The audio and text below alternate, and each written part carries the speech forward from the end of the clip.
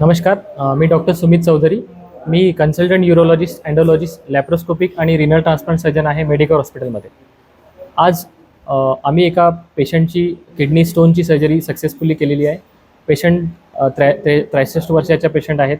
त्यांना जवळपास 6 महिन्यापासून किडनी स्टोनचा आजार होता.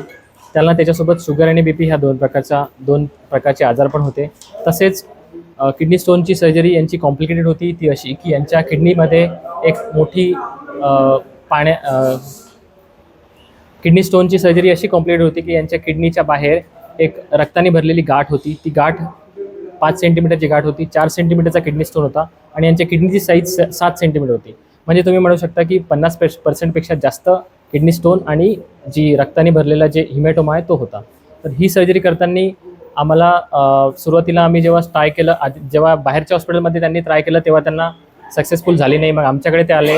आम्ही त्यांच्या सगळ्या प्रकारच्या तपासण्या केल्यानंतर आम्हाला हे सगळं कळलं की किडनी किती साईज आहे, किडनीची कॉम्प्लेक्सिटी किती आहे.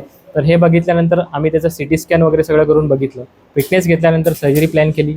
सर्जरी सक्सेसफुली झालेली आहे. किडनी स्टोन्स आम्ही जवळपास 4 सेंटीमीटरचा किडनी स्टोन तुकडे करून काढलेला आहे आणि पेशंट आता बरे आहे. पेशंटला आता डिजेस्टेंट ठेवलेला आहे आणि तो डिजेस्टेंट आम्ही 4-5 दिवसानंतर आम्ही काढणार आहोत. ऑपरेशनमध्ये किती वेळ लागला?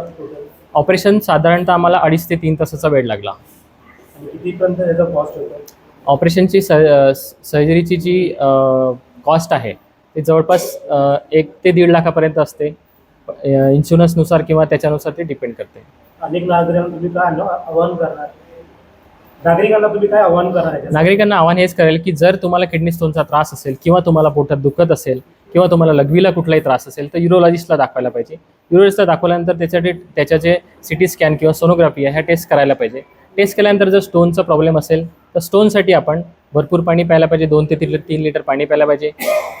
लाईफस्टाईल मॉडिफिकेशन करायला पाहिजे, म्हणजे डाएट किंवा खाण्यापिण्याच्या सवयी चेंज करायला पाहिजे. पाणी भरपूर प्यायला पाहिजे आणि वाढलेला जर BP किंवा शुगर असेल तर तो नक्कीच कंट्रोल करायला पाहिजे. स्टोन झालं तर कसं माहीत पडणार पुढच्याला काय स्टोन त्याला आहे का? प्रॉब्लेम कुठून क्रिएट होतो, कसं सुरुवात त्याला होतो? स्टोन जेव्हा असतो तेव्हा पेशंटला दुखतात, पाठीतून पोटातून वेदना होतात. लगेच सोनोग्राफी करायला पाहिजे. सोनोग्राफी केल्यानंतर डिटेक्ट झालं की मग त्याचं समोरचं प्लॅनिंग सुरू होतं आणि तेव्हा CT स्कॅन ही जी तपासणी आहे ती आवश्यक आहे स्टोनसाठी. होतं माझ्या खूप. तुमचं नाव सांगा. सिंधू गंगाराम शेळके माझं नाव. आणि तर जास्त दुखायचं तर इथे जा काही बरं वाटलं नाही. मग पहिले हॉस्पिटलमध्ये गेलो, तिकडून मग इकडं पाठवलं. इकडं आलो तर मग इकडं असं सगळं म्हणजे तपासण्या झाल्या. मग कळलं की एवढा स्टोन आहे, किडनी स्टोन. हॉस्पिटल कसं वाटले पण डॉक्टर? एकदम देवासारखे डॉक्टर, लय उत्तम झालं.